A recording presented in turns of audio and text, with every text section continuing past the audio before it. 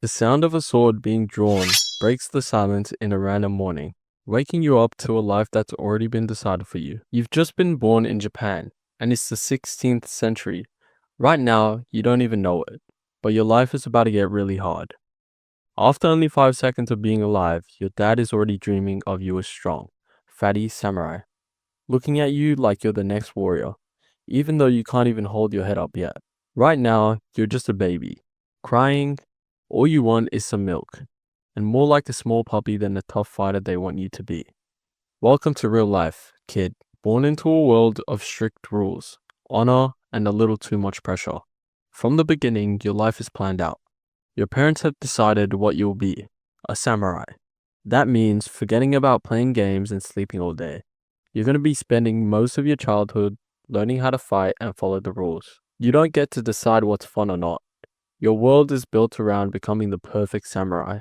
And let's be honest, when you're just a little kid, all you want to do is eat, play, and poop your diapers. By the time you're 5, while other kids are running out around playing games, you're stuck in this hell of non-stop training. You don't even get to mess around. You've got to learn how to sit still, how to hold a sword, and how to behave in a way that shows you're ready to be a samurai.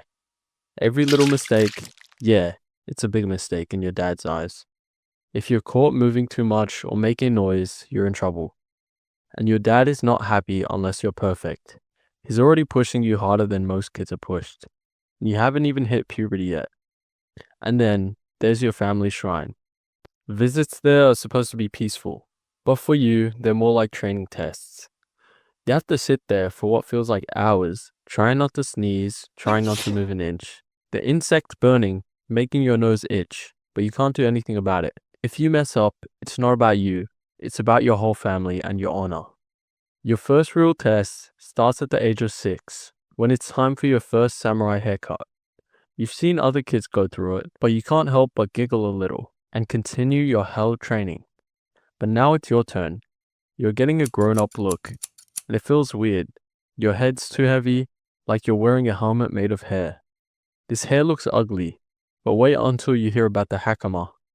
These are those traditional pants that make you look fancy, but honestly, they're just created to make your life even harder. Walking on them is actually more painful than holding a sword for 10 seconds. Every step feels awkward. You want to complain, but you can't. You're supposed to be that strong warrior, and your dad wants no mistakes. Around the age 7, things really start to change. Remember those cozy home nights? Yeah, those days are over. Welcome to the dojo. It's not a fun place. You're about to spend all your time there, and rest is not in the vocabulary. Your master's first lesson is how to sit. And I don't mean for a few minutes. We're talking hours. At first, your legs feel like they're on fire. It's painful, and your body starts begging you to move, but you can't. If you move, you get in trouble. You're not allowed to show any weakness. Just sit forward, stay focused, and do not make any sound. Not even a fart. You have to be tough, and that means controlling everything. This is what being a samurai is about. When you're around 10, it's time for the real stuff. You start your sword training. At first, it feels heavy. Your hands shake holding the sword, and you're not sure if you're doing it right. But who cares if it's hard for you? Every time you mess up, your master will punish you. And the shame won't stop there. It'll come crashing down on your entire family.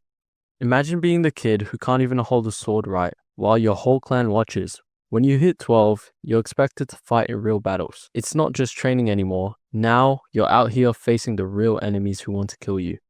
One wrong move can cost you your life, or worse, bring shame to your family. By your teen years, you just realize how heavy this life really is. This is when you understand what seppuku means. It's the samurai way to get your honor if you mess up badly. If you fail so badly that you can't fix it, you take your own life. It's not a choice anyone wants to think about. But as a samurai, it's part of the deal. If you bring too much shame, this is the only way to fix it. Honor and shame are like a thorn buried deep in your foot. They'll follow you every step of your life as a samurai. Impossible to escape. By the time you hit your 20s, that's if you're still alive. You've seen a lot of deaths. You've been in battles, and you've lost almost all your friends. Being a samurai also means dealing with diet. That's, well, not exactly fun. You probably imagined big meals with meat and tons of food, right? But when you finally sat down to eat, it's rice. Yep, Just rice, and a lot more of it. Maybe some fish and some miso soup if you're lucky. But that's pretty much it. You're still hungry, but this is all you get. Then there's tofu. It's spongy, tasteless, and honestly, it's a struggle to get it down. You're definitely wishing for something better. But hey, this is the samurai way.